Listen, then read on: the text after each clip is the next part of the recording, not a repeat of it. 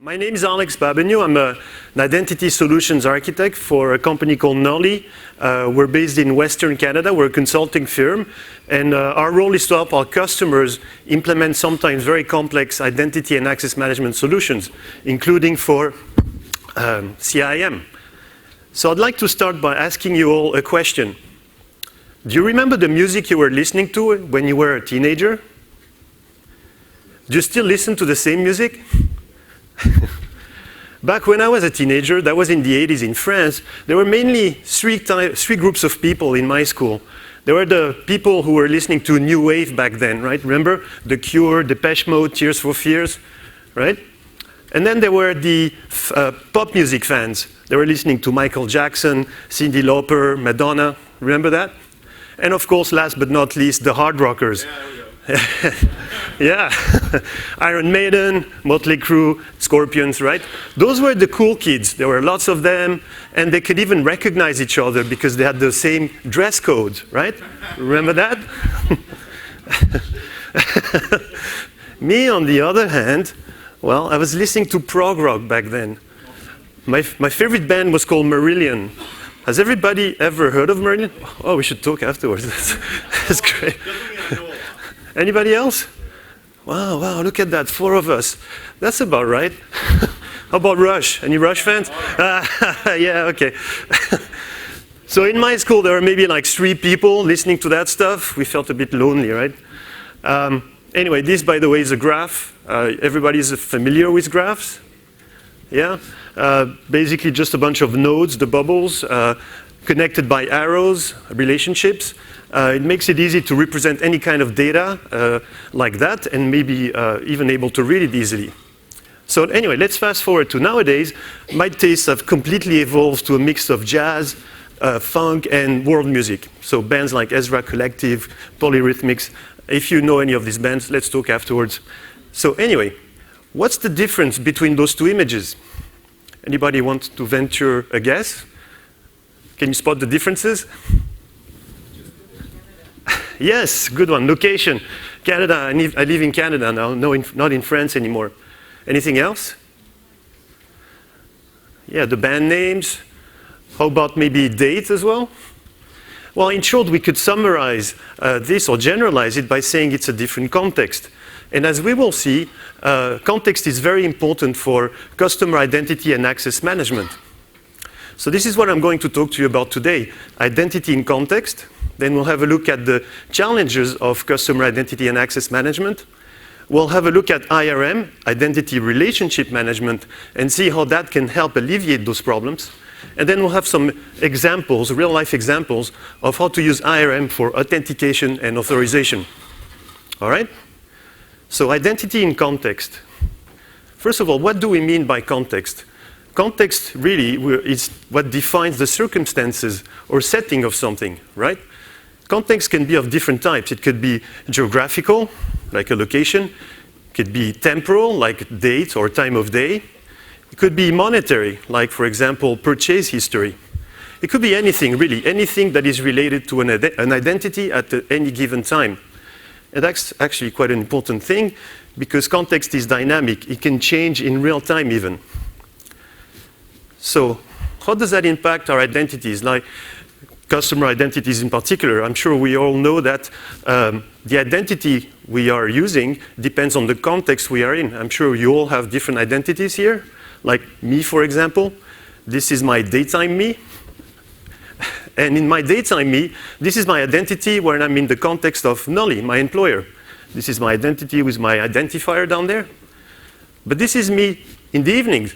I play drums in a band in Vancouver. And in the evening, sometimes I shop for cymbals. Yeah, I do that.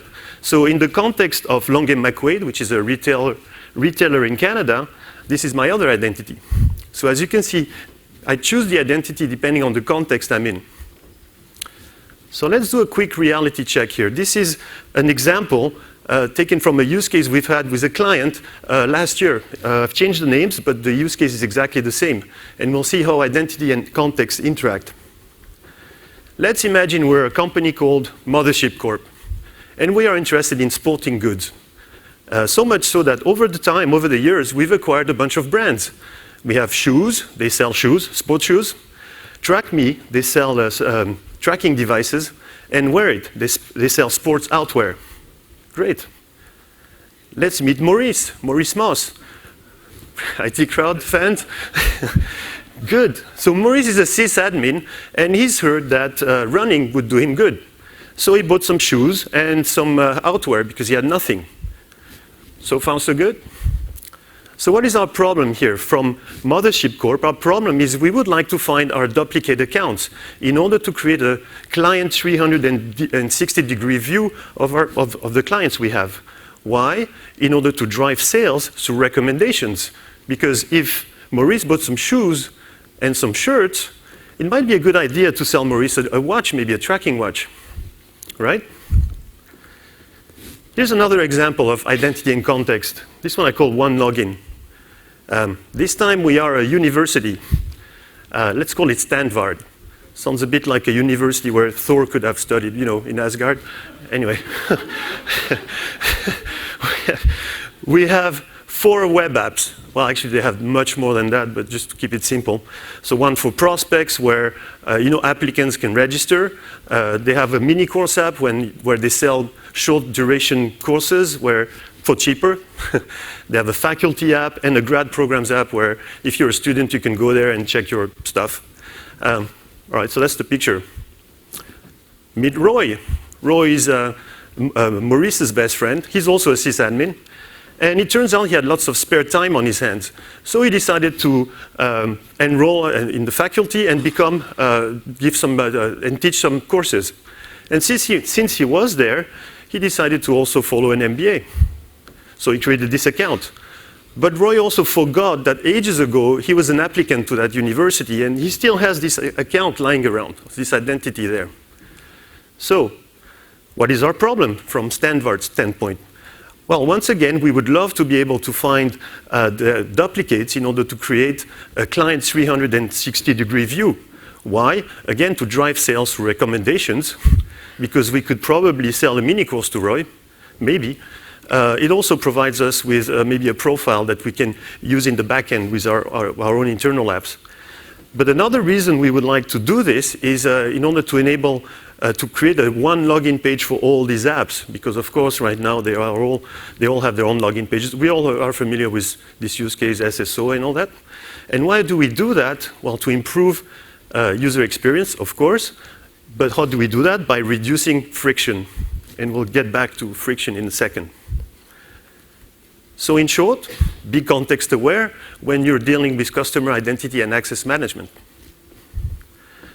So what are the challenges we're facing with CIAM? I mean, I'm sure we all have experiences, frustrating ones, when we're trying to log into some e-commerce website that we've forgotten the password for, or even our username. So anyway, as identity professionals, our challenge is usually a trade-off between security and end-user friction. The more security there is, the more friction there is. And by security here, I mean this in a very generic term. It is, of course, authentication, authorization, but also, you know, all the privacy requirements, maybe consent management. Maybe you want to have your users consent to receive a newsletter and things like that. So the more security you have, the more friction you have. So what is friction? Well, essentially friction is anything that stands between the user and the stuff you're trying to sell the user. Simple as that. So friction usually translates into either account lockouts or people re-registering and then coming back to those use cases we saw before. And so you want to reduce friction at all costs because in the end, it has an impact on your bottom line. So what can we do? Oh, actually, yeah, I forgot this one. Some interesting facts, actually, that Google just published a month ago, actually. 38% of the users do not have access to their phone when challenged. So if you're relying on some kind of a device to recover your client's accounts, well, in 38% of the cases, they will not have a phone on them, maybe it's in the kitchen or something, and they will just drop the transaction right there. 34% of the users can't recall their secondary email address. Well, that, again, this translates into loss of transactions and can be a serious problem. What can we do? Well, let's have a look at identity relationship management. We believe IRM can greatly help and alleviate those problems, even though it's probably not a silver bullet for all the problems. It can greatly help. So what exactly is IRM? Well, it's the management of an identity's relationships. It says in the title. It's basically managing an identity's context. So what can you do? What are the tools that you need for this? Well, we believe you need two tools. First of all, you need to realize that the relationships are actually first-class citizens in your system. They're as important as your client, as your devices, as your users. So you need to persist them in your backend as such. And I've showed you a bunch of graphs so far. We believe the best way to do this is to use a graph database. Now, that in itself is a whole topic. We could talk for hours about it. But come talk to me afterwards if you want to have more details there. We've tried with other types of stores like LDAP and SQL and all that. Nothing compares for relationships. The second tool you would need is a relationship manager. It's a component that can actually do CRUD operations on your relationships. You know, create, update, delete relationships. That component should also be able to act as a policy decision point to answer policy decisions or deny or grant. And that component should also be context aware and be able to perform adaptive decisions. And we'll get back to that. So in short, create relationships and manage them. So let's have a look at how you can use IRM for some real case examples for authentication and authorization. Let's start with authentication. So we can use relationships as an adaptive factor. I mean, this is quite in line with all kinds of things you've been hearing about throughout this week. You know, zero trust networking, Carta, and all of that. Adaptive decisions is a thing, and it's here to stay, I would think. So how can you use IRM for adaptive decisions? Well, let's take our Maurice example here. Maurice registered with shoes. We're in the context of shoes, right, where he bought his shoes. And he registered anonymously as JDO1. That's who he is. Anyway, we noticed that every time that JDO1 connects to our store, JDO1 usually goes through this sequence of pages. It goes from the home page to the browse page, selects some items, goes to the checkout to buy, and then enters his credit card, and that's the end of the transaction. Good, so we've stored this in our graph database, and that's what we know about JDO. One day, a bit later on, JDO1 logs in. Okay, we know JDO, we pull his context from the database, and we keep it inside. Now, JDO tries to access a protected resource. We check our access policies. Yeah, JDO can access those resources. He has the grants to that. Great. Let's check his context at that point. In this session, it turns out that JDO went straight from the home page to the credit card page. If we compare the context, then we discover a pretty significant discrepancy. At that point, you can decide to either deny access or maybe request another form of authentication. Right? So, in short, be adaptive. How can you use this for authorization? Well, authorization is actually one of the most common use cases we see for IRM. We've had a lot of these cases. So we use it for modeling complex, sometimes very complex access policies, sometimes involving millions of entities connected in all kinds of complicated ways. So you can do that with graphs and IRM. And determining authorization, or if somebody is granted access or not, usually boils down to finding a path. This is what it could look like. Let's say that this is a little portion of your graph database where Joe Doe is the subject and has that identity down there. That identity is actually a member of a group who has been granted a privilege that gets them access to a scope of a web service, for example, at the bottom. Well, if you want to determine whether Joe Doe 1 can access that scope on that resource, you can actually find a path like that. If you find this path, then you can say, yeah, he can access it. Doing a path query like that on a graph database is super fast, and it doesn't change no matter how many nodes you have in your database. It's always going to be the same time, which is quite great, actually, quite phenomenal. So let's pause for a second and have another reality check of how we can use that in real life. This is taken from an example we've had with a client just very recently. I'll call it the Telco Device Authorization Framework. I changed the names, but it's the same use case, simplified. Let's say we are a company, a telco company called T-Zone Mobile. Anyway, we have a reseller called Best Telcos. Gee, it sounds like tacos. I just realized. Anyway, Best Telcos has a client, a customer called Mobile Zone. Mobile Zone has a firewall, and that firewall has a couple of scopes, read and update firmware. Now, that client has purchased our framework to protect that firewall. And so they created also a permission that grants access to the update firmware scope. We're good? Maurice actually works for Mobile Zone, and he has been granted that permission. Still good? So now here's our authorization question. Can user Joe Doe read logs from device firewall 1? So that's a question we typically get as identity professionals, right? So we usually solve that, as I mentioned, by finding a path. These are our start and end nodes. And for example, here is a path between them. Now we also have a business rule that says you need an explicit grant to the scope in order to be granted access to it.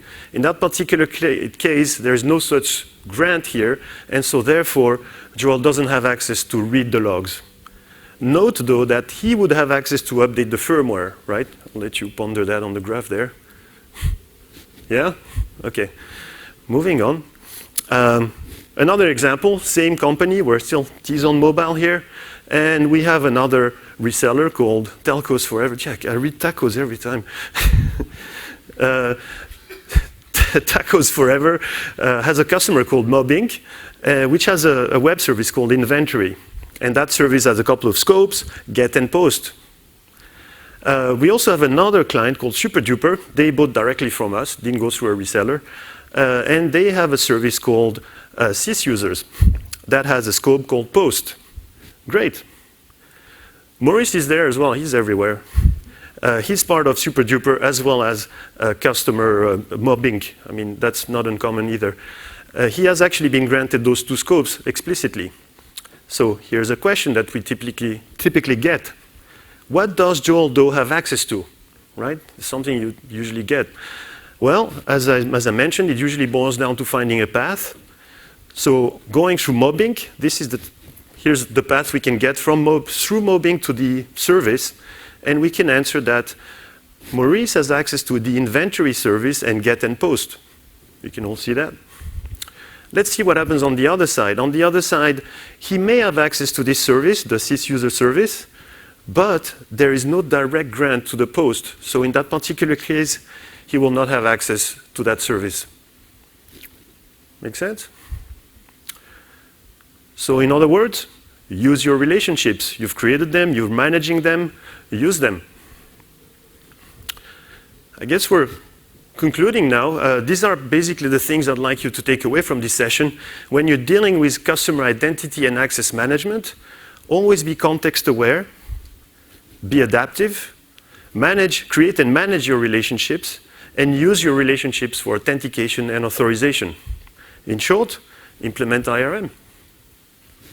And that leaves us 5 minutes for questions, if you have any.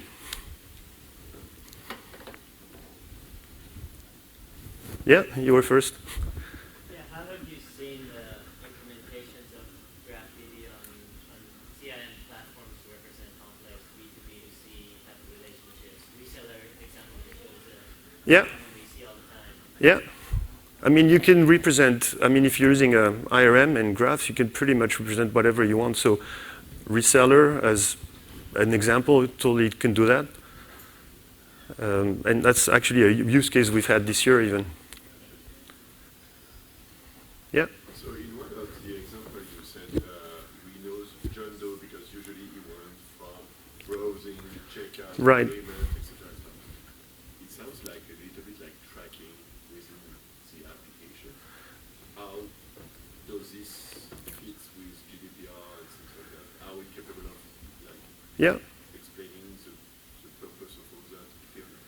Well, I guess we could use that as a. I mean, we're using that as a security measure for GDPR. I think lots of challenges are with the right to be forgotten, in my experience. So you could delete the user node and delete all the sequence starting from that node. So you could delete the whole path, I guess. You could do that. Now, how do you explain the justification of this? Well, it's another. I guess.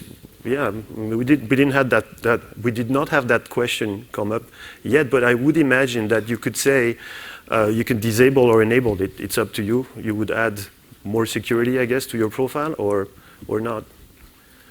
You don't have to do this all the time, obviously. So you could toggle it. Yeah.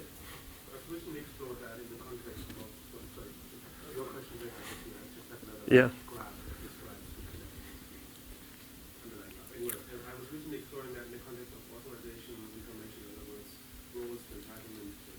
Yeah. I'm wondering whether it makes sense to not only have the nodes, but and the links to the nodes, but also attributes against nodes and their connections. Yeah. So the question was, we have a graph there. I showed some graphs with nodes and permissions. Would it make sense sometimes to have also attributes? Right? And yes, totally. It actually depends on the questions you're asking. If the attribute is important to the query you're making, then totally you can export any attribute as a node. There's no limitation there. It's actually a very flexible model. It's actually maybe too flexible because you could do whatever you want and could shoot yourself in the foot maybe, but you can definitely accommodate that. And we've done it actually. We're working on the white paper now for ABAC using graphs. And so that's kind of the approach where you have your nodes as nodes, your attributes as nodes. But you need to flatten everything with your nodes and connections. Well, you end up with nodes and connections. Yeah, for sure. Yeah. So you tracked or you graphed out the user interaction, but you could also extend that to user plus device, right? Oh yeah. Because I didn't show it, but for sure you would have maybe user owns device, Right. and then from there you could do whatever you want. Delegate access to the device by adding. Yeah. It could help with authorization or Yeah. authentication decisions based on we've seen that device before and who's purchased. Sure. With that mechanism, right? Yeah. Yeah. Exactly. And more transient object like session, for example. Yeah. Current session. Yeah. Is GraphDB Yeah. performant enough to store transient Yeah. objects? We actually, that's an interesting one because we are building our own little tool for IRM, our own tool. Anyway, we actually store sessions in the graph. We build our own plugins to the graph database for hashing passwords and all of that.